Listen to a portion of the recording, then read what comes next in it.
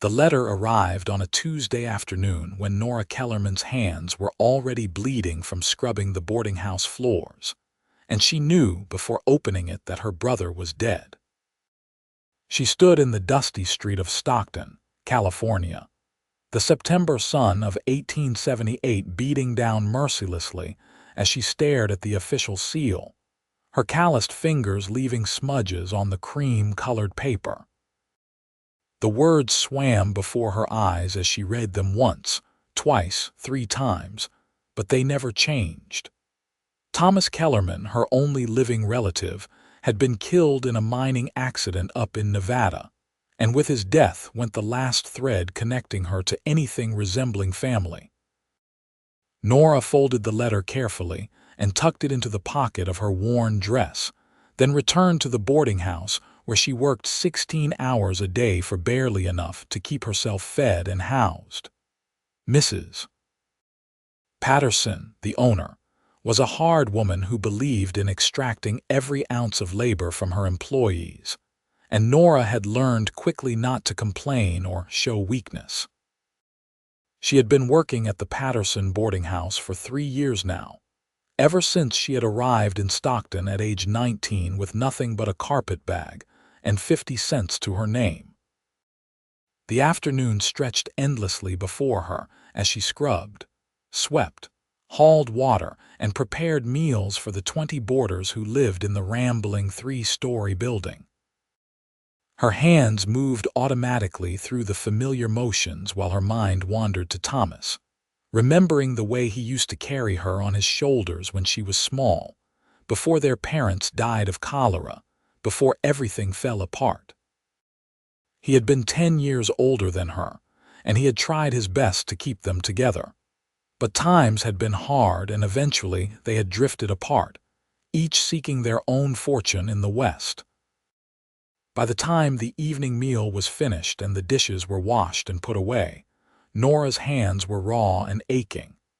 She looked down at them in the lamplight of the kitchen, seeing the reddened skin, the calluses, the small cuts and burns that never seemed to fully heal. These were not the hands of a lady. These were the hands of a woman who had worked every day of her life since she was old enough to hold a broom, who had scrubbed and cooked and cleaned until her fingers bled, who had never known the luxury of soft skin or gentle labor. She was 22 years old and she felt ancient. That night, lying on her narrow cot in the tiny room she shared with another maid, Nora made a decision. She would save every penny she could, and when she had enough, she would leave Stockton. She did not know where she would go or what she would do, but she knew she could not spend the rest of her life breaking her back for Mrs. Patterson's profit. Thomas was gone, and with him went any reason to stay in one place.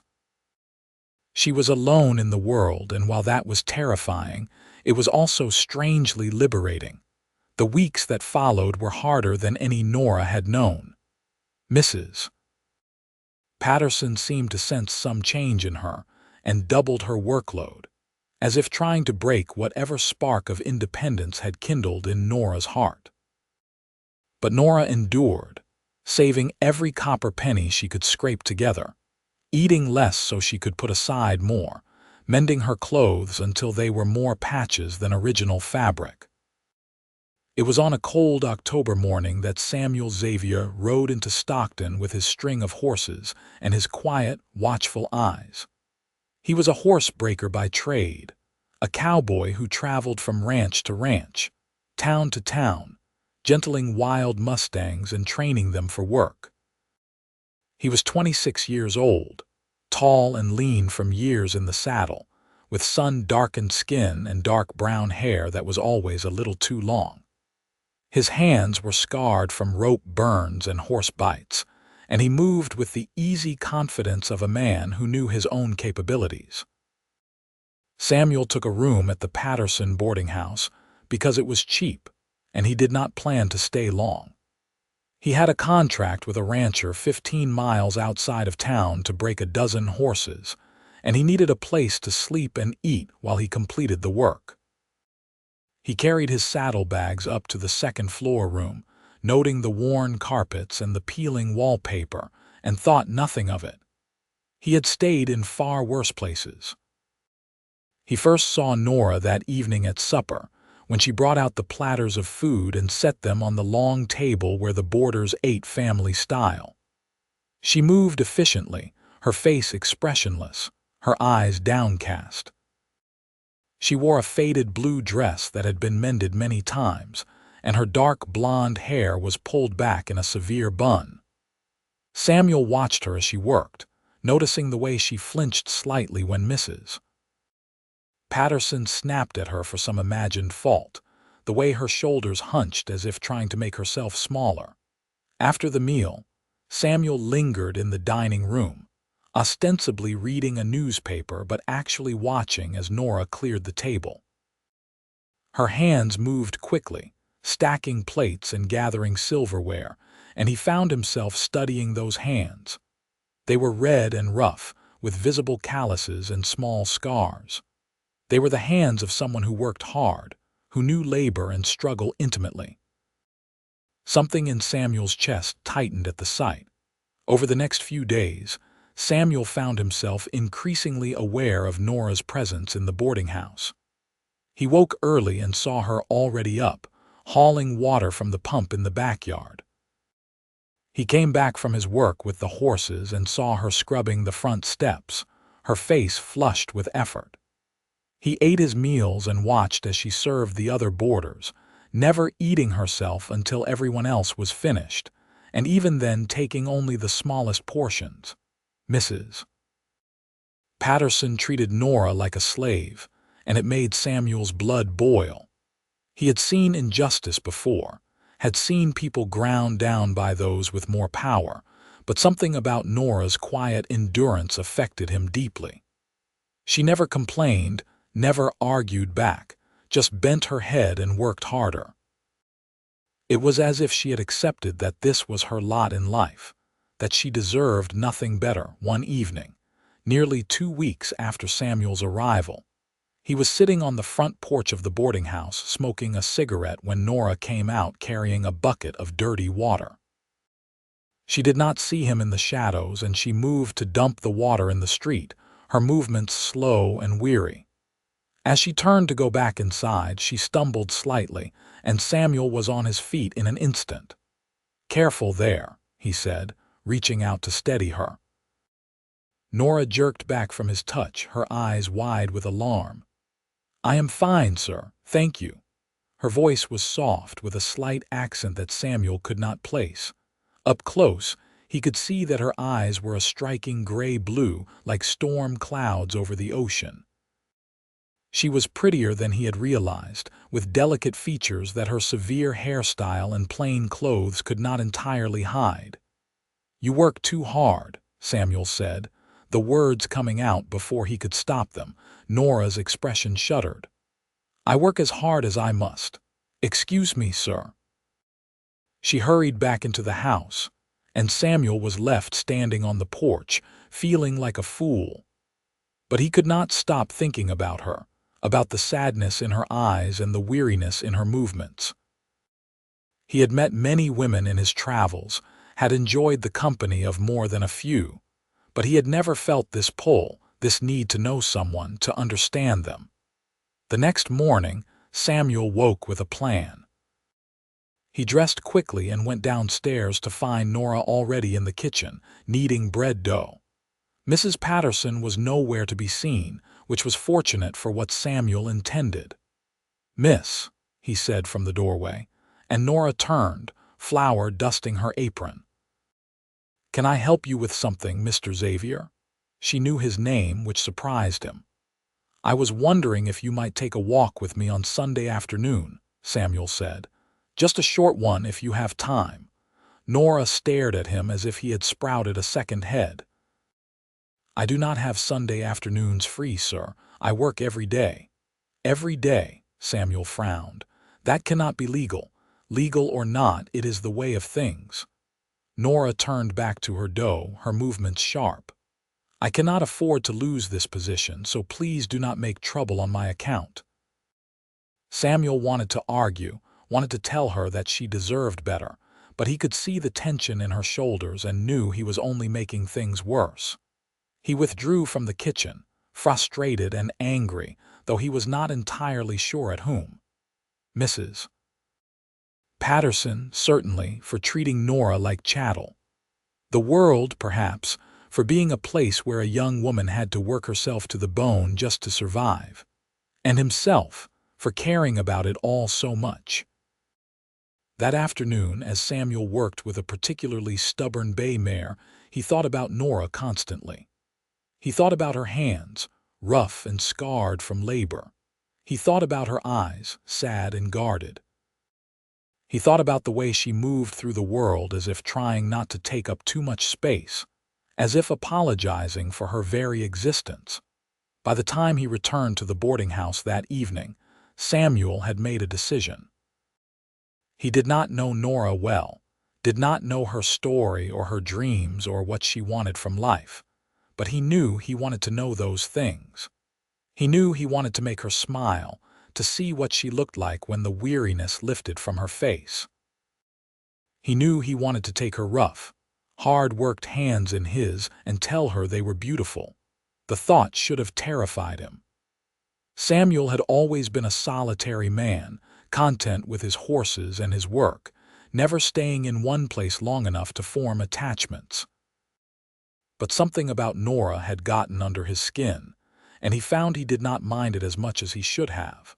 Over the following days, Samuel found small ways to interact with Nora. He thanked her genuinely when she served his meals, making eye contact and using her name. He offered to carry heavy buckets of water for her when he saw her struggling. He left a small tip on his dresser each day, knowing that Mrs. Patterson likely took most of it, but hoping Nora might get a few coins. Nora, for her part, seemed bewildered by his attention. She was polite but distant, always maintaining a careful boundary between them. Samuel did not push, but he did not give up either. He had gentled wild horses by being patient and consistent, and he applied the same principles now, even though he knew comparing Nora to a horse was ridiculous. It was a rainy November evening when things changed between them.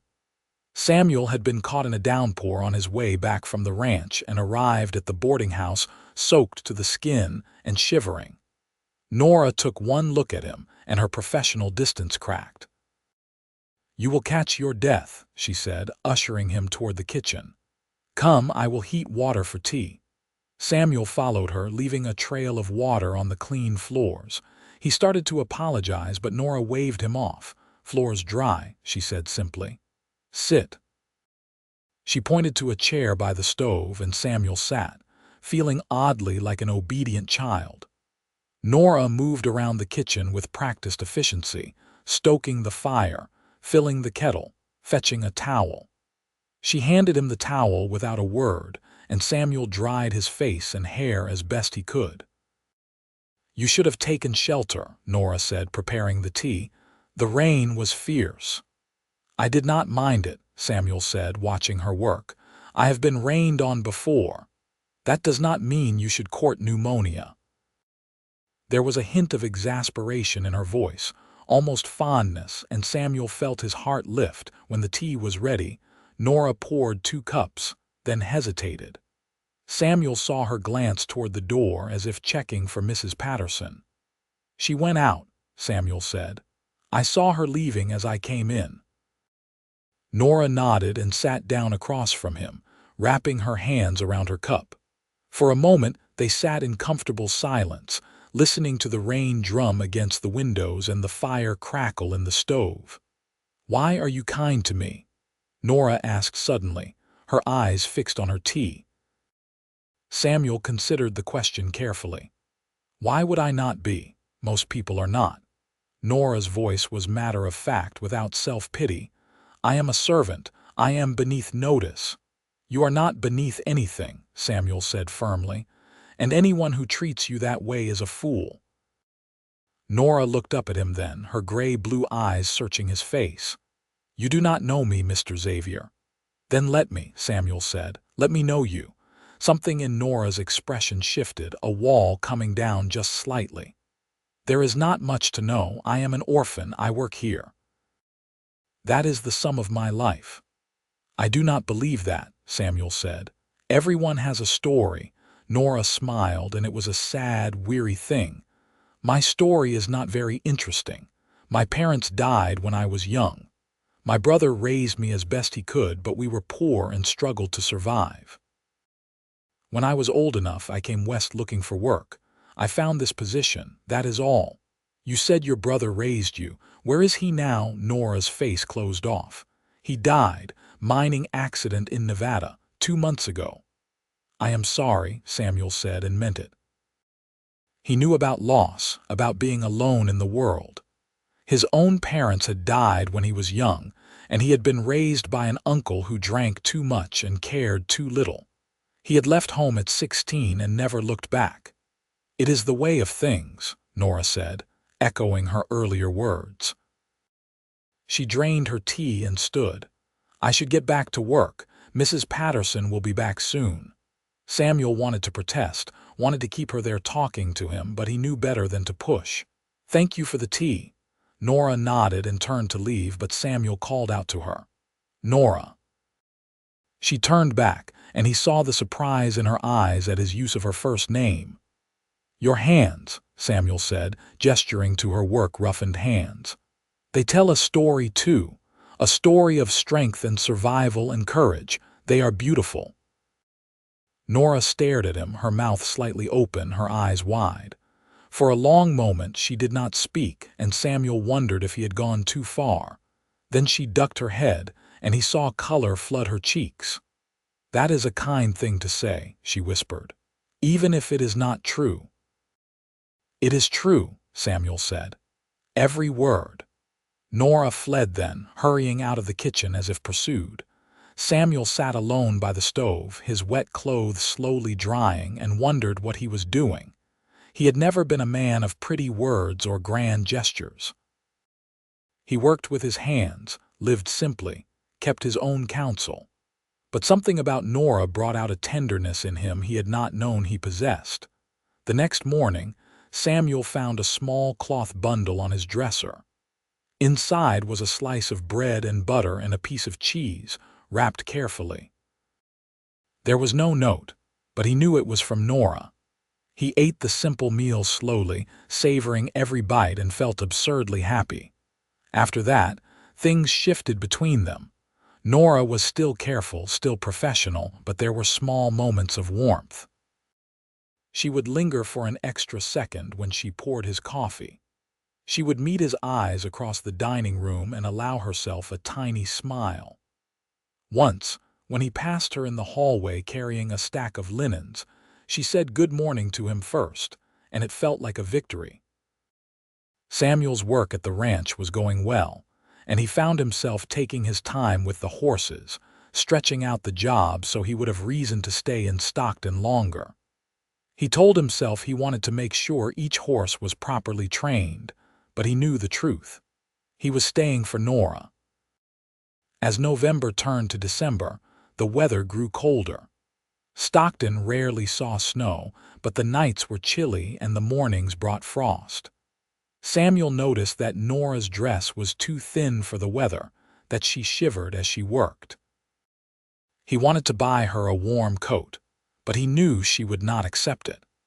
Instead, he began leaving the stove in the dining room burning a little longer in the mornings, banking it so it would provide warmth for whoever needed it.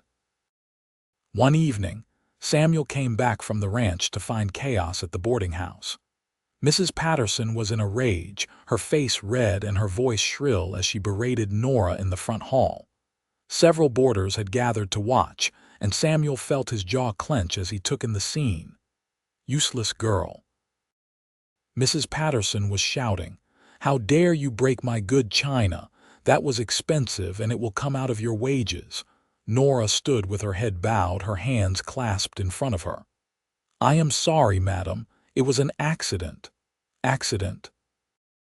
"You are clumsy and careless, and I should turn you out into the street." Samuel stepped forward, his anger overriding his caution. "Mrs. Patterson, surely there is no need for such harshness over a broken plate." Mrs. Patterson whirled on him, her eyes narrowed. "This is none of your concern, Mr. Xavier." "Perhaps not, but I believe in treating people with basic decency," Samuel said evenly. "Accidents happen." "When you own a boarding house, you may run it as you see fit," Mrs. Patterson snapped. "Until then, mind your own business." She turned back to Nora, and Samuel saw Nora's shoulders tremble. Without thinking, he stepped between them. "How much was the plate worth?" Samuel asked. Mrs. Patterson blinked. "What? The plate? How much was it worth? I will pay for it." $5, Mrs. Patterson said, and Samuel knew she was inflating the price. "Fine." Samuel pulled out his wallet and counted out $5, handing the bills to Mrs. Patterson. "The matter is settled then." Mrs. Patterson took the money, her expression calculating. "Very well, Nora, get back to work." Nora hurried away without looking at Samuel, and the gathered boarders dispersed, the entertainment over. Samuel went up to his room, his hands shaking with suppressed anger. He had never liked bullies, and Mrs. Patterson was one of the worst he had encountered. Later that night, there was a soft knock on his door. Samuel opened it to find Nora standing in the hallway, her face pale in the lamplight. "May I speak with you?" she asked quietly. Samuel stepped back, allowing her in. It was highly improper for a woman to be alone in a man's room, but he sensed this was important. Nora stood just inside the door, her hands twisting together nervously. "You should not have done that," she said. "Paid for the plate." "I wanted to," Samuel said. $5 is a fortune," Nora said, "and now I am in your debt." "You are not in my debt. I did not do it to obligate you." Nora looked at him, her eyes searching his face. "Why then? Why do you care what happens to me?" Samuel took a breath, knowing this was a moment of truth. "Because I care about you. I know we barely know each other, but there is something about you that has gotten into my heart, and I cannot shake it loose. I do not want to shake it loose." Nora's eyes filled with tears. "You should not care about me. I have nothing to offer you. I am nobody, nothing. Just a girl who scrubs floors." "You are not nothing," Samuel said fiercely. He crossed the room to her, taking her hands in his. Her hands were rough and calloused, the skin chapped from cold water and harsh soap, but to Samuel they were beautiful. He raised them to his lips and kissed her knuckles gently. "You are brave and strong and resilient. You have survived things that would break lesser people. You are beautiful inside and out." A sob escaped Nora's throat, and she pulled her hands away, covering her face. "Please do not say such things. I cannot bear it." "Why not?" Samuel asked gently. "Because no one has ever said them before, and if I let myself believe them, it will hurt too much when you leave." Nora lowered her hands, tears streaming down her face. "You will leave, Samuel. Men like you do not stay. You have work to do, places to go, and I will still be here, scrubbing floors and breaking plates." Samuel felt something crack open in his chest. He reached out and cupped Nora's face in his hands, wiping away her tears with his thumbs. "What if I stayed?" he said. "What if I found work here in Stockton and I stayed?" Nora shook her head. "You do not mean that. You do not know me well enough to make such promises." "Then let me know you better," Samuel said. "Give me a chance, Nora. Let me prove that I am serious." Nora looked at him for a long moment, her eyes searching his. Samuel held his breath, waiting. Finally, she nodded, just a small dip of her head, but it was enough. "All right," she whispered. "All right." Samuel smiled, and before he could think better of it, he leaned down and kissed her. It was a gentle kiss, barely more than a brush of lips, but it felt like the most significant thing he had ever done. Nora gasped softly and then kissed him back, her rough hands coming up to rest on his chest. When they broke apart, both were breathing hard. Nora looked dazed, her lips slightly parted, her eyes bright. "I should go," she said. If Mrs. Patterson finds me here, she will dismiss me for certain." Samuel nodded reluctantly, stepping back to let her pass. At the door, Nora paused and looked back at him. "Thank you," she said softly. "For what you did tonight. For everything." "You do not need to thank me," Samuel said. "I would do anything for you." Nora smiled, a real smile this time, and it transformed her face. Then she slipped out the door and was gone, leaving Samuel standing alone in his room, his heart pounding. The next few weeks were both wonderful and torturous for Samuel. He and Nora found small moments to be together, stolen conversations in the kitchen after the other boarders had gone to bed, brief encounters in the hallway when Mrs. Patterson was occupied elsewhere. They talked about everything and nothing, learning each other's histories, their hopes and fears and dreams. Nora told him about her childhood, about growing up poor but loved, about her parents who had worked themselves to death trying to provide for their children. She told him about Thomas, about how he had sacrificed his own happiness to keep her safe, about the guilt she felt that she had not been there when he died. Samuel told her about his own past, about his uncle's cruelty, about learning to work with horses because they were kinder than most people. He told her about the years of wandering, never settling, never belonging anywhere. He told her that for the first time in his life he wanted to stay somewhere, wanted to build something permanent. "What would you do if you stayed in Stockton?" Nora asked one night. They were in the kitchen, sitting close together at the table, speaking in whispers. "I could start a business," Samuel said. "Training horses, maybe breeding them. There is always a need for good horses, and I know the work well." "That takes money," Nora said practically. "Land and buildings and stock." "I have some saved," Samuel said. "Not a lot, but enough to make a start, and I am willing to work hard." Nora smiled. "I know you are. You have calluses like mine." Samuel took her hand, running his thumb over her rough palm. "Someday you will not have to work so hard. Someday you will have soft hands and nice dresses and a house of your own." "That is a nice dream," Nora said wistfully, "but I do not think it is for people like me." "It could be," Samuel said, "if you wanted it, if you would take a chance on me." Nora's eyes widened. "Samuel, what are you saying?" Samuel had not planned this, had not prepared any pretty speech, but the words came anyway. "I am saying that I love you, Nora. I know it has only been a few weeks, but I have never been more certain of anything in my life. I want to marry you. I want to build a life with you, here in Stockton or anywhere else you want to go." Nora's hand trembled in his. "You barely know me." "I know enough. I know you are kind and strong and good. I know you make me want to be a better man. I know that when I think about my future, you are in it." Samuel brought her hand to his lips, kissing her roughened knuckles. "These hands have worked so hard, have survived so much. They are beautiful to me, Nora. Everything about you is beautiful to me." Tears spilled down Nora's cheeks and she laughed shakily.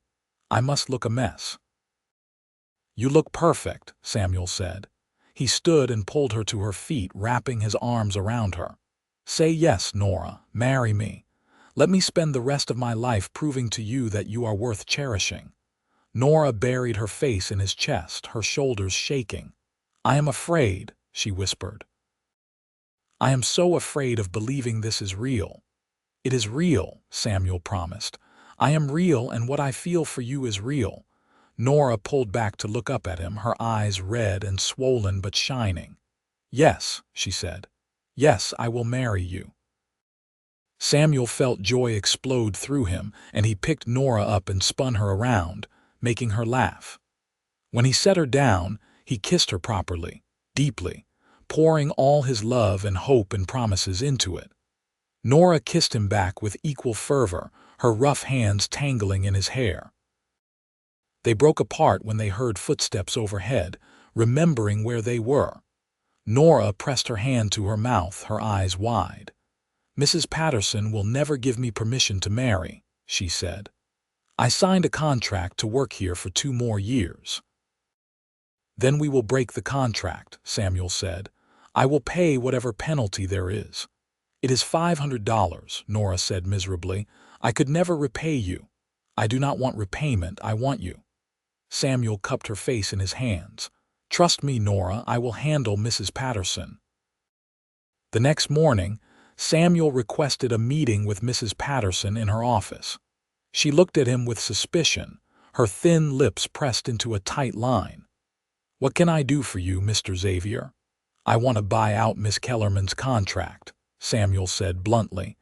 Mrs. Patterson's eyebrows rose. I see. And why would you want to do that? Because I intend to marry her and I do not want her working in this place any longer. Mrs. Patterson laughed, a harsh, grating sound. Marry her, a nobody like Nora Kellerman. What on earth for? Samuel felt anger rise in his chest, but he kept his voice level. That is my business. Will you accept payment for the contract or not? The penalty is $500, Mrs. Patterson said, clearly expecting him to balk. I know, I will pay it. Samuel pulled out a bank draft he had prepared that morning. He had withdrawn nearly all his savings, but he did not care. Nora was worth it. Mrs. Patterson looked at the draft, her eyes widening slightly. You are serious, completely serious. She took the draft, examining it carefully. Very well. I will release Nora from her contract, but she must be out of this house by tomorrow morning. That is fine, Samuel said. Thank you. He left Mrs. Patterson's office feeling lighter than he had in years. He found Nora in the laundry room scrubbing sheets and told her the news. She stared at him in disbelief. You paid $500 for me, for your freedom, Samuel corrected, and it was worth every penny. Nora set down her scrub brush with shaking hands. I do not know what to say. Say you will come with me tomorrow, Samuel said. We will find a preacher and get married, and then we will find a place to live and start building our life together. Nora nodded, fresh tears spilling down her cheeks. Yes, yes, absolutely yes. They married the next day in a small church on the edge of town. Nora wore her best dress, which was still plain and worn, but Samuel thought she looked radiant. They had no guests, no family, just the preacher and his wife as witnesses, but it did not matter. When Samuel slipped a simple gold band onto Nora's finger and promised to love and cherish her all the days of his life, he meant every word. Nora's voice shook as she made her own vows, promising to honor and support Samuel through whatever came. When the preacher pronounced them husband and wife and Samuel kissed his bride, he felt as if his whole life had been leading to this moment. They spent their wedding night in a small hotel room that Samuel had rented for the occasion. He had wanted everything to be perfect for Nora, had saved the best bottle of wine he could afford and bought flowers for the room. Nora looked around with wonder, touching the flowers gently. No one has ever given me flowers before, she said softly. Then I will give them to you every day for the rest of your life, Samuel promised. That night, they came together with tenderness and passion, learning each other's bodies, whispering words of love and devotion. Samuel took his time, wanting to cherish every moment, wanting to show Nora how precious she was to him. When she cried out his name in ecstasy, he felt as if he had won the greatest prize in the world. Afterward, they lay tangled together, Nora's head on Samuel's chest, his arms wrapped around her. I never thought I could be this happy, Nora whispered. I never thought anyone would want me. I more than want you, Samuel said, pressing a kiss to her hair. I love you with everything I am. I love you too, Nora said, so very much. They fell asleep like that, wrapped in each other's arms, and Samuel felt a peace he had never known before. He had been wandering his whole life, and now he had finally found home. The next few months were busy ones. Samuel found a small piece of land outside Stockton that was for sale at a reasonable price. It had a run-down house and a barn that needed work, but the land was good, and there was room for horses. He used the last of his savings for the down payment and committed to monthly payments that made him nervous, but Nora assured him they would manage. They moved into the house in January of 1879 and set to work making it livable. The place had been abandoned for years and needed extensive repairs. Samuel worked on the barn and fences while Nora tackled the house, scrubbing and mending and making it into a home. Her hands, already rough from years of labor, became even more calloused as she worked alongside Samuel, but she never complained. "We are building something together," she told him one evening as they sat exhausted on the front porch, watching the sunset. "It is hard work, but it is ours." Samuel took her hand and raised it to his lips, kissing her knuckles. "Your hands tell our story now. The story of us building a life together." Nora smiled and leaned her head on his shoulder. "I like that story." Samuel began taking on work breaking horses for local ranchers, and word of his skills spread quickly. Soon he had more work than he could handle, and money began to come in steadily. It was not a fortune, but it was enough to make the land payments and buy supplies and save a little for the future. Nora, freed from the endless drudgery of the boarding house, began to blossom. She still worked hard, keeping the house and helping Samuel with the horses, but there was joy in her labor now. She sang as she worked, smiled freely, laughed at Samuel's jokes.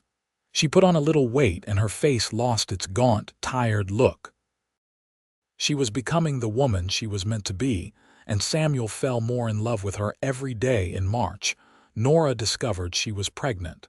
She told Samuel one evening after supper, her hands twisting nervously in her apron. "I am going to have a baby," she said. "In the fall, I think." Samuel stared at her, the words not quite registering. Then joy flooded through him and he let out a whoop that made Nora laugh. "A baby," he said, pulling her into his arms and spinning her around. "We are going to have a baby." "Careful," Nora protested, laughing. "You will make me dizzy." Samuel set her down gently, then dropped to his knees and pressed his ear to her still flat belly. "Hello in there, little one. This is your father. I cannot wait to meet you."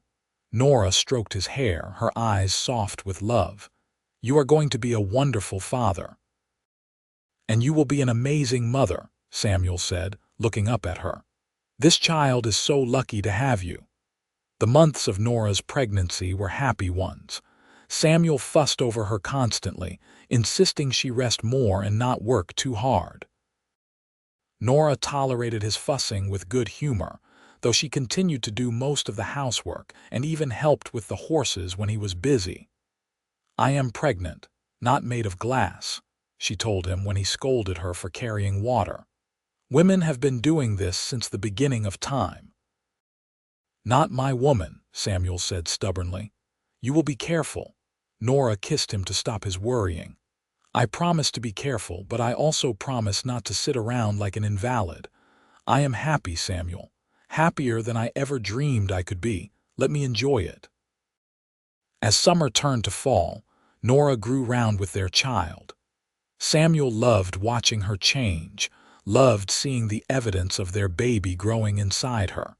He would rest his hand on her belly and feel the baby kick, and marvel at the miracle of it all. In late October, Nora went into labor. Samuel sent for the midwife, a practical woman named Mrs. Chen who had delivered half the babies in Stockton. She arrived quickly and took charge, sending Samuel out of the room despite his protests. "This is woman's work," Mrs. Chen said firmly. "You wait outside." Samuel paced the front room for hours, listening to Nora's cries and feeling helpless. He had faced down wild horses and survived brutal winters, but nothing had prepared him for the terror of hearing his wife in pain and being unable to help. Finally, near dawn, he heard a different cry. A baby's cry, strong and healthy.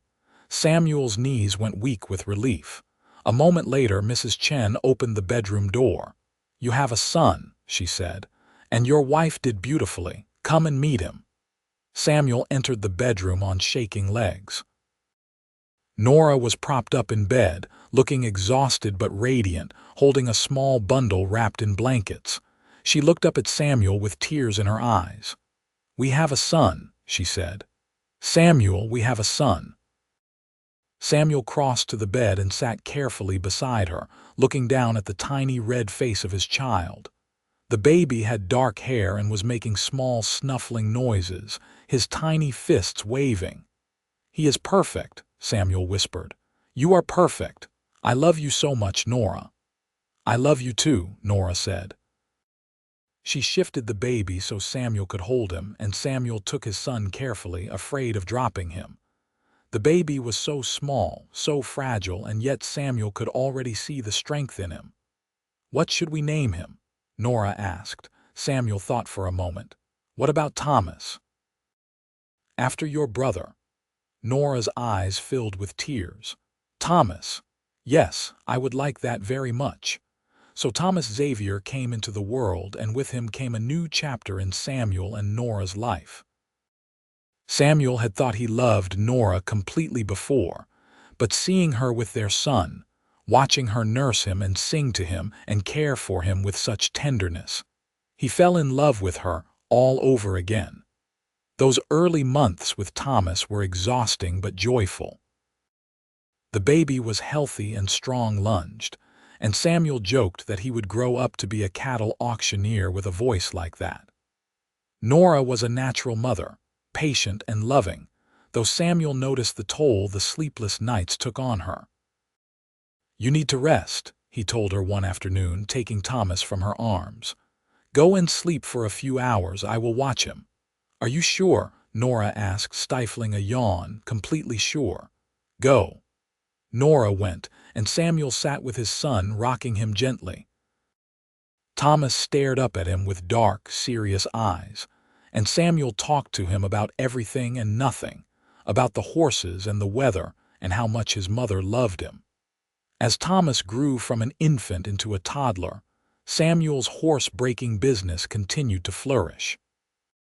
He hired a young man named Jack to help with the work, and together they built a reputation for producing well-trained, reliable horses. Money was still tight, but they were making progress on paying off the land, and Samuel had even been able to buy Nora a few nice dresses and some books she had wanted. "You spoil me," Nora said one evening, running her hands over a bolt of blue fabric Samuel had brought home for her to make new curtains. "You deserve to be spoiled," Samuel said. "After all those years of working yourself to the bone for nothing, you deserve every good thing." Nora set down the fabric and came to sit on Samuel's lap, wrapping her arms around his neck. "I have every good thing right here. You and Thomas. Our home. I need nothing else." Samuel kissed her deeply, still amazed after all this time that this incredible woman was his wife. "I will never stop being grateful that you took a chance on me. I will never stop being grateful that you saw something in me worth cherishing," Nora replied. When Thomas was 2 years old, Nora discovered she was pregnant again. This pregnancy was harder than the first, and Nora was sick for much of it, but she bore it with her usual quiet strength. In the spring of 1882, she gave birth to a daughter they named Lily. Lily was smaller than Thomas had been, with her mother's gray-blue eyes and a head of light blonde hair. She was a fussy baby, prone to colic and crying, and Samuel walked the floor with her for hours many nights, singing off-key lullabies and telling her stories. "You are going to grow up beautiful like your mama," he told Lily as he rocked her. "And smart and strong too. And any boy who wants to court you will have to get through me first." Nora laughed when she heard him. "She is not even a month old, Samuel. You have years before you need to worry about boys." "I am just preparing," Samuel said. "I know how men think." Life settled into a rhythm. Samuel worked with the horses. Nora managed the household and the children, and together they built a good life. They had struggles, of course. There were years when the weather was bad and money was tight. There were illnesses and injuries and setbacks. But they faced everything together, supporting each other through the hard times and celebrating the good. When Thomas was 5 and Lily was 3, Samuel took on his biggest project yet. A wealthy rancher from Sacramento had a string of wild Mustangs he wanted broken, and he offered Samuel more money than he had ever made for a single job. The catch was that the work had to be done in Sacramento, which would mean Samuel being away from home for 3 months. Samuel almost turned it down, not wanting to leave Nora and the children for so long, but Nora encouraged him to take the job. "We need the money," she said practically. "And you need to build your reputation beyond Stockton. This could lead to bigger opportunities." "I will miss you every day," Samuel said, pulling her close. "And I will miss you. But 3 months will pass quickly, and when you come home, we will have enough money to finally pay off the land." So Samuel took the job, and in May of 1883 he headed to Sacramento. He wrote to Nora every week, long letters full of news about the horses and how much he missed her and the children. Nora wrote back with stories of Thomas's adventures and Lily's new words and how much they all missed him. The separation was hard, but Samuel threw himself into the work, determined to do his best and earn every penny. The Mustangs were tough and wild, but Samuel had always had a gift for understanding horses, for seeing what they needed and responding to it. By the end of the 3 months, he had successfully broken all 12 horses, and the rancher was so pleased he gave Samuel a bonus. When Samuel returned home in August, he was met by Nora and the children running out to greet him. Thomas shouted, "Papa!" and threw himself at Samuel's legs while Lily toddled after her brother, her arms outstretched. Nora hung back slightly, tears streaming down her face. Samuel scooped up both children, kissing them soundly, then set them down and went to his wife. He pulled her into his arms and kissed her long and deep, not caring who might see. "I missed you so much," he murmured against her lips. "Never leave us that long again," Nora said. "I do not care how much money they offer." "I promise," Samuel said. "You and the children are worth more to me than any amount of money." That night, after the children were asleep, Samuel showed Nora the money he had earned. It was more than enough to pay off the land and have some left over. "We own this place free and clear," Samuel said. "The house, the barn, the land. It is all ours, Nora." Nora stared at the money, then at Samuel, then burst into tears. "I never thought I would own anything. I never thought I would have a home that could not be taken away." Samuel held her as she cried, understanding the depth of her emotions. She had spent so many years with nothing, owning nothing, at the mercy of people like Mrs. Patterson. And now she had a home, a family, security. "You deserve all of this and more," Samuel told her, "and I will spend the rest of my life making sure you know how loved and valued you are." The years continued to pass, each one bringing new joys and challenges. Thomas grew into a serious, thoughtful boy who loved working with the horses like his father. Lily was more spirited, with a quick temper and a quicker laugh. In 1885, Nora gave birth to another daughter whom they named Clara. And in 1887, their youngest child was born, a son they named James. By the time Samuel was in his late 30s, he had built one of the most successful horse training operations in Central California. People came from all over to buy horses from Samuel Xavier, knowing they were getting quality animals. He had hired several men to help with the work and had built additional corrals and a larger barn. But Samuel's greatest pride was not his business. It was his family. Watching his children grow, seeing them healthy and happy and secure, brought him more satisfaction than any amount of success. And Nora, his beloved Nora, was the center of it all. She had become a respected member of the Stockton community, known for her kindness and her good sense. She volunteered at the church, helped neighbors in need, and raised their children with love and wisdom. One evening, when they had been married for nearly 12 years, Samuel found Nora sitting on the front porch watching the sunset. The children were all in bed, and the house was quiet. Samuel sat beside her and took her hand, as he had done countless times before. "What are you thinking about?" he asked. "About how different my life is now from what I imagined," Nora said. "When I was at the boarding house, working myself to exhaustion every day, I thought that was all there would ever be. I thought I would grow old and die having never known love or happiness or belonging." Samuel raised her hand to his lips, kissing her rough knuckles. Even after all these years, even though she no longer scrubbed floors for Mrs. Patterson, Nora's hands were still calloused from work. But now it was work she chose, work that built her own life rather than enriching someone else. "These hands," Samuel said softly. "I remember the first time I really looked at them, when I saw how rough they were from all your labor. I remember thinking that they told a story of strength and survival. And now, they tell a different story too. A story of love and family and building a life together." Nora's eyes were bright with tears. "You always knew how to see beauty in me, even when I could not see it in myself."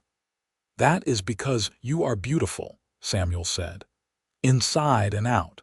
And I thank God every day that you took a chance on a wandering cowboy who could not stop staring at you." Nora laughed through her tears. "I took a chance on you because you were the first person in years who treated me like I mattered, who saw me as a person rather than just a servant." "You have always mattered," Samuel said. "From the moment I saw you carrying that bucket of water, looking so tired and worn down, I knew you were special. I knew I had to know you." They sat in comfortable silence for a while, holding hands and watching the sky darken. Finally, Nora spoke again. "I want our children to know they are loved," she said. "I want them to never doubt that they matter, that they have value. I want them to have the security I never had." "They will," Samuel promised. "We are giving them that. A home, a family, unconditional love. They will grow up knowing they are cherished." "Because of you," Nora said, squeezing his hand. "You gave me all of this. You rescued me from a life of drudgery and showed me what love really is." "We rescued each other," Samuel corrected. "I was wandering, never settling anywhere, never belonging. You gave me a reason to stay, a reason to build something permanent. You gave me a home." Nora turned to him, cupping his face in her rough, work-worn hands. "I love you, Samuel Xavier, more than words can say." "I love you too, Nora Xavier, more than life itself." They kissed as the stars began to appear overhead, two people who had found each other against all odds and built something beautiful together. The years continued to flow by like a river, steady and sure. Thomas grew into a fine young man, eventually taking over much of the day-to-day work with the horses. He had his father's gift for gentling even the most stubborn animals, and his mother's practical good sense. When he was 23, he married a sweet girl from town named Emma, and they built a small house on the far edge of Samuel and Nora's property. Lily proved to have a talent for business, and she helped manage the accounts and handle the contracts with buyers.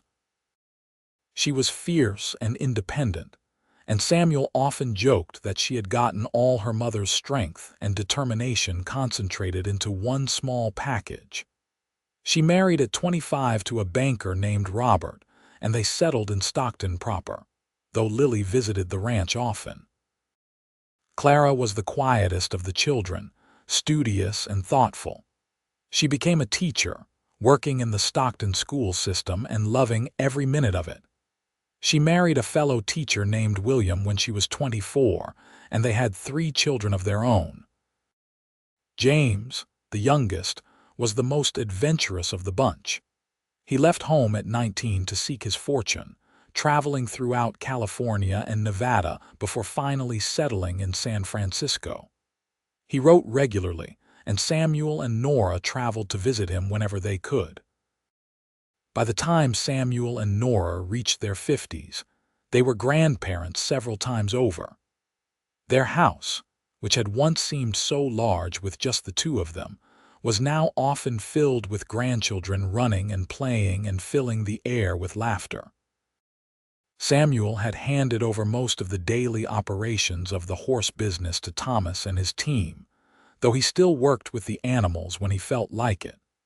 He liked to say he was semi-retired, though Nora pointed out that he could never fully retire from something he loved so much. Nora had slowed down as well, her body finally showing the effects of all those years of hard labor in her youth. Her hands were gnarled now, the joints swollen with arthritis, but Samuel still thought they were beautiful.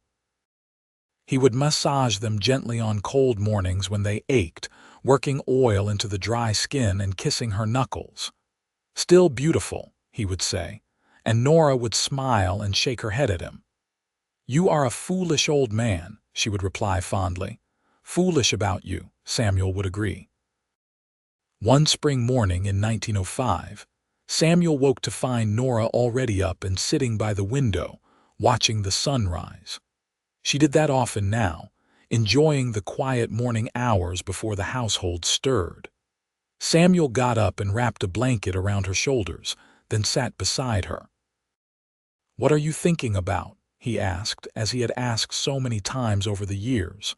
"About how lucky we have been," Nora said. "We have had a good life, Samuel, a very good life." "The best life," Samuel agreed. He was 69 years old now and Nora was 65. They had been married for 26 years, had raised 4 children, and were now surrounded by grandchildren. The ranch was successful, their children were happy and settled, and they had each other. "You remember that night in the boarding house kitchen?" Nora asked. "When you told me my hands were beautiful." "I remember everything about that night," Samuel said. "I remember thinking I would do anything to make you smile, to ease some of the sadness in your eyes." "I thought you were crazy," Nora admitted. "No one had ever called me beautiful before." "I did not know how to believe it. And now I believe it," Nora said, "because you have spent 26 years showing me that you meant it. You have loved me through everything, Samuel, through sickness and health, through good times and bad. You have never wavered, never made me doubt your love." "That is because loving you is the easiest thing I have ever done," Samuel said. He took her hand, running his thumb over her swollen knuckles. "These hands have worked so hard. They have built our home, raised our children, created a life I could never have imagined. They tell the story of your strength, your courage, your love. They are beautiful, Nora. You are beautiful." Nora leaned her head on his shoulder, and they sat together watching the sun rise over the land they had claimed and tamed together. It was a perfect moment, peaceful and full of love. The years ahead would bring more changes, more challenges. They would lose friends and watch their children navigate the complexities of adult life.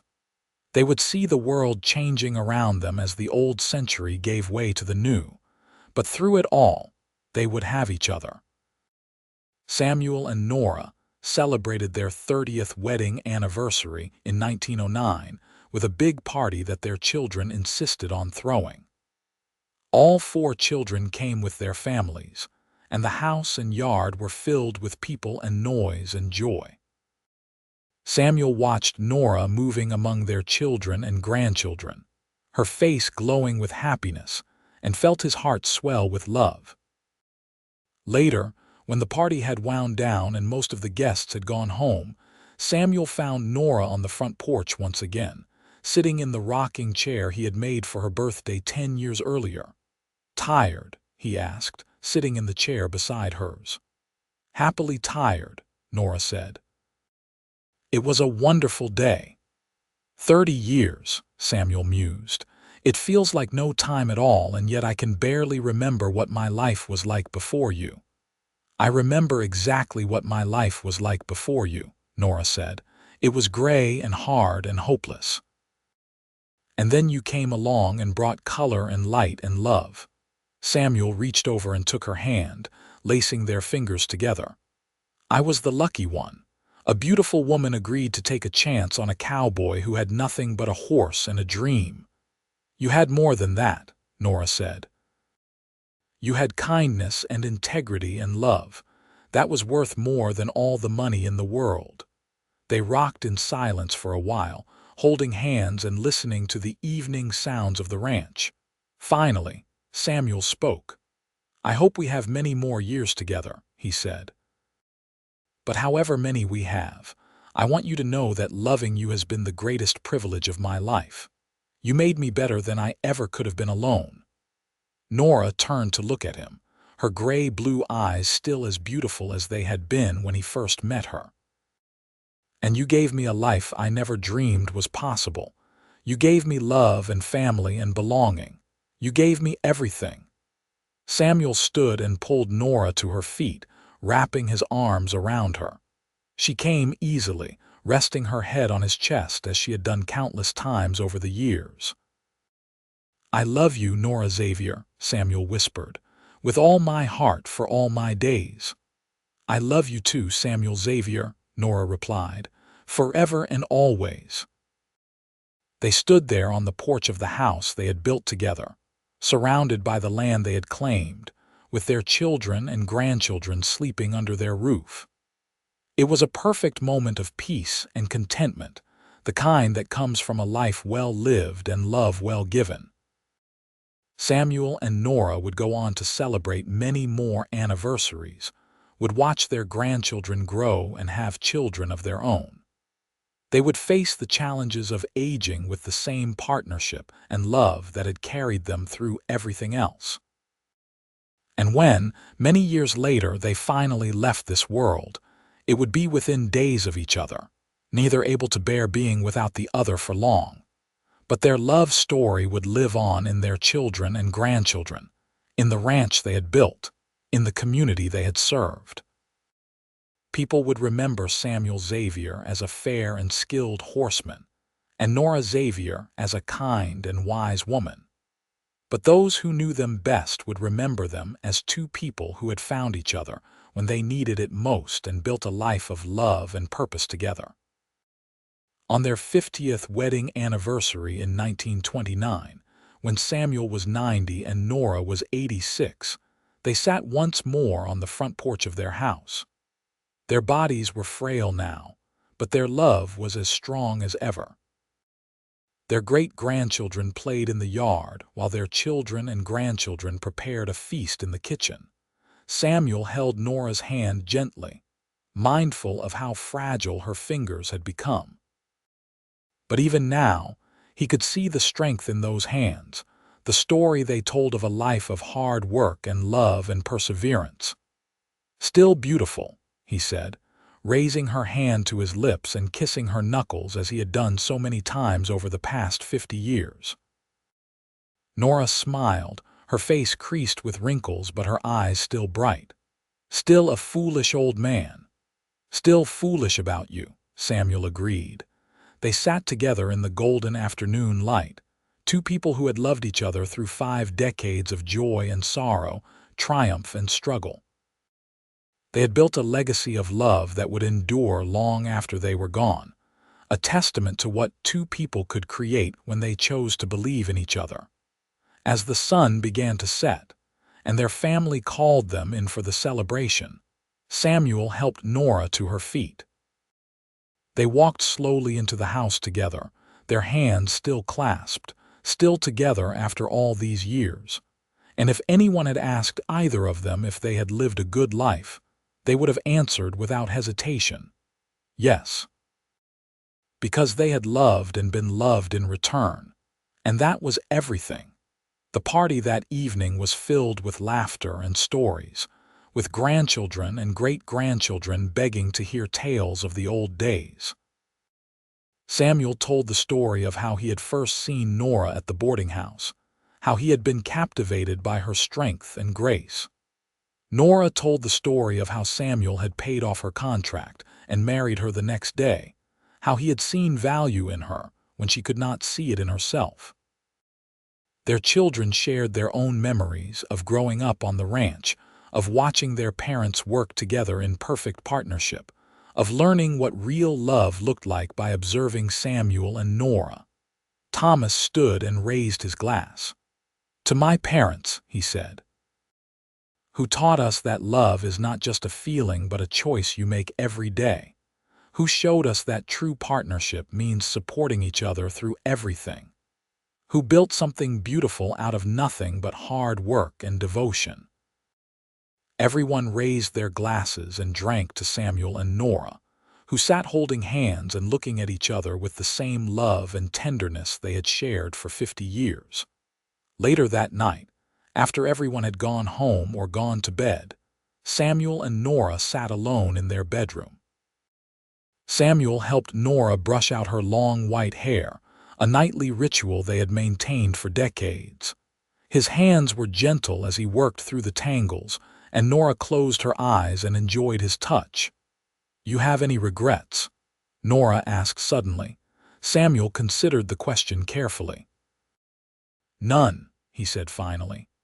"I have lived exactly the life I wanted to live with exactly the person I wanted to live it with." "What about you?" "No regrets," Nora said. "Sometimes I think about that girl I was, scrubbing floors at the boarding house, thinking that was all life would ever be. And I am so grateful that you saw something more in her, that you believed she could be more."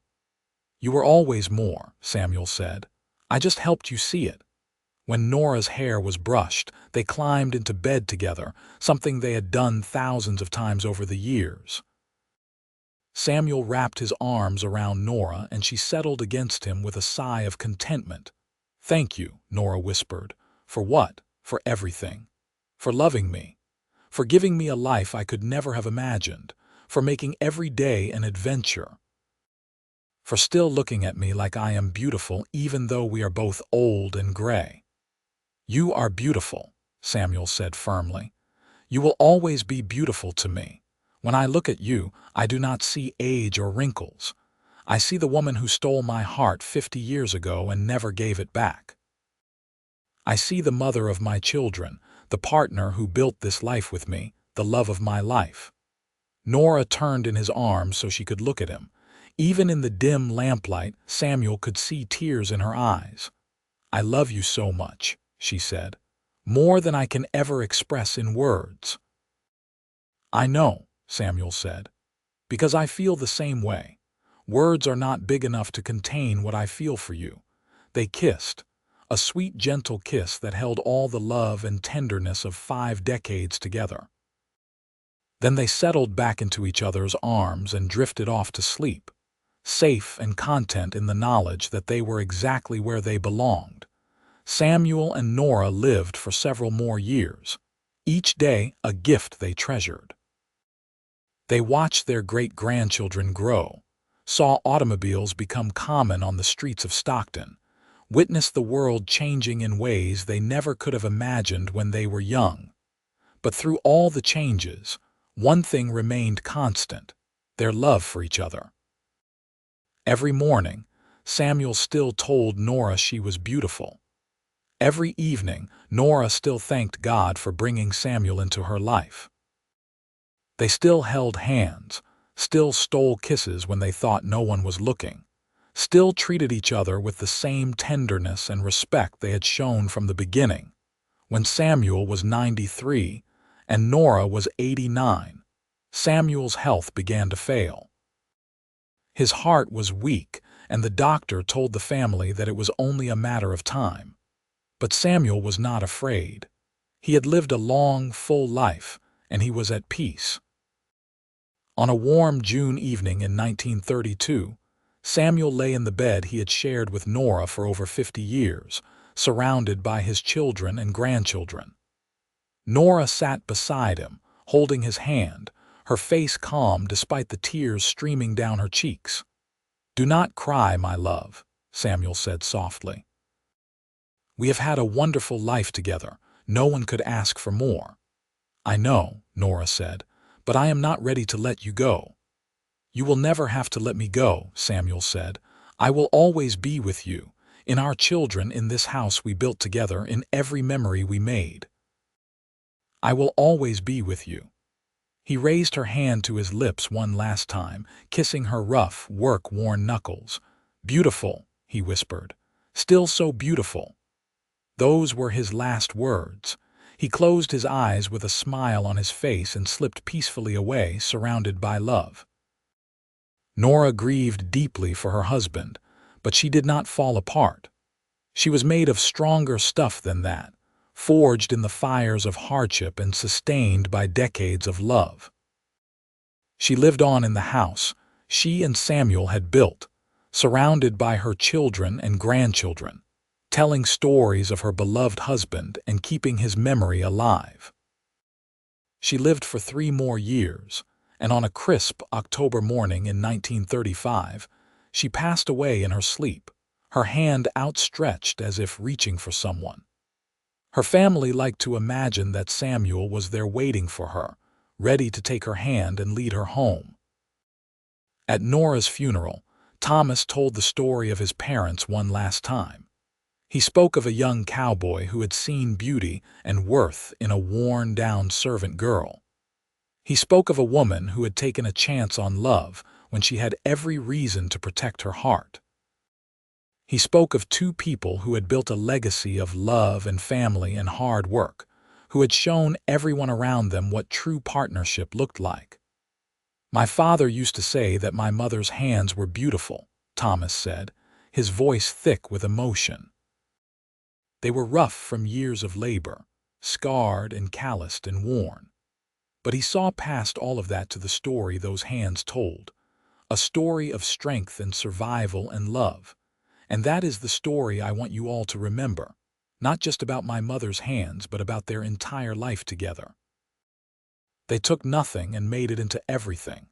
They loved each other fiercely and completely, and they left behind a family and a legacy that will endure for generations." He was right. The Xavier family continued to grow and thrive, the ranch passed down through the generations. Samuel and Nora's great-great-grandchildren would grow up hearing stories of the cowboy and the servant girl who fell in love and built an empire of love and family. And sometimes, on quiet evenings when the sun was setting over the California hills, people swore they could see 2 figures on the porch of the old Xavier house, sitting in rocking chairs and holding hands, watching over the land they had claimed and the family they had created.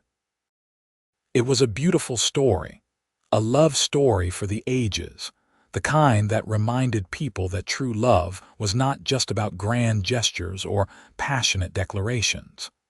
It was about seeing worth in someone when the world told you they had none. It was about choosing someone every day, through good times and bad, through poverty and prosperity, through youth and old age. It was about a cowboy who looked at a woman's rough, work-worn hands and called them beautiful, and meant it with all his heart. It was about a woman who dared to believe that she deserved love and happiness, who took a chance on a wandering cowboy with nothing but a dream. It was about Samuel and Nora Xavier, who proved that love could overcome any obstacle, that 2 people with nothing could build everything they needed, and that a life lived in service of love was the richest life of all. Their story ended, as all stories must, but their love lived on. In the children they raised, in the land they claimed, in the memories they created, Samuel and Nora's love endured. It was a testament to the power of seeing someone truly, of valuing them not for what they had but for who they were. And that, in the end, was the greatest legacy they could have left behind. Not money or property or even the successful ranch, but the knowledge that they had loved each other completely, had built something beautiful together, and had shown everyone around them what it meant to truly see another person and call them beautiful, inside and out. The Xavier Ranch stood for many more decades, eventually becoming a historical landmark. Visitors would come to see the house Samuel had restored and the barn he had built, to walk the land he and Nora had claimed and cultivated. And they would hear the story of the cowboy and the servant girl, and they would leave with their hearts a little fuller, believing just a bit more in the power of love to transform lives. Because that was what Samuel and Nora's story was really about. Not just romance, though there was plenty of that. Not just survival, though they had certainly fought to survive. But transformation. The transformation that happens when someone sees you truly and loves you completely. The transformation that comes from choosing to build a life with someone, day after day, year after year, through everything life throws at you. Samuel Xavier had looked at Nora Kellerman's rough, work-worn hands and called them beautiful. And in doing so, he had seen her, really seen her, in a way no one else ever had. He had seen past the worn dress and the tired eyes to the strong, brave, beautiful woman underneath. And Nora had dared to believe him, had dared to take a chance on love even when everything in her experience told her not to trust, not to hope. Together, they had built a life that exceeded anything either of them could have imagined when they met in that boarding house in Stockton in the autumn of 1878. They had created a family, established a successful business, and most importantly, loved each other with a depth and constancy that inspired everyone who knew them. Their story was a reminder that everyone deserves to be seen truly, to have their worth recognized, to be loved not in spite of their scars and rough edges, but because those scars and rough edges tell the story of who they are and what they have survived. It was a reminder that the greatest beauty is often found in unexpected places, in rough hands and tired eyes and quiet strength. It was a reminder that love is not about finding someone perfect, but about finding someone perfectly suited to you, someone whose story intertwines with yours to create something greater than either of you could create alone. And as the years passed and the Xavier family grew, that story was told and retold, each generation finding new meaning in it, each person taking away their own lesson. But at its core, the message remained the same. Love sees beauty where others see only wear and tear. Love transforms the ordinary into the extraordinary. Love builds legacies that endure long after we are gone. Samuel and Nora Xavier's love story began in a boarding house in 1878 and continued until 1935, spanning over 50 years and touching countless lives. But in a way, their story never really ended. It lived on in every Xavier who chose love over convenience, who saw worth in the overlooked, who built their lives on a foundation of partnership and mutual respect. It lived on in the land they had cultivated, in the house they had made a home, in the family they had created. It lived on in the memories of those who had known them, in the stories passed down through generations, in the legacy of love they had left behind. And somewhere in whatever comes after this life, Samuel and Nora were together still, their hands clasped, their love undiminished, still finding beauty in each other after all these years. Because love like theirs does not end. It transforms, it endures, it becomes something eternal. That was the true beauty of their story. Not that it had a happy ending, though it did, but that it showed what was possible when two people truly committed to loving each other, to seeing each other clearly, to building something together that was greater than either of them alone. Samuel Xavier had kissed Nora's rough, work-worn hands and called them beautiful, and in doing so had changed both their lives forever. It was a simple gesture, but it contained everything: recognition, respect, love, and the promise of a future built together. And they had fulfilled that promise, day after day, year after year, building a life of love and purpose that stood as a testament to the power of truly seeing another person and choosing to love them completely. That was their story. That was their legacy. And it was beautiful.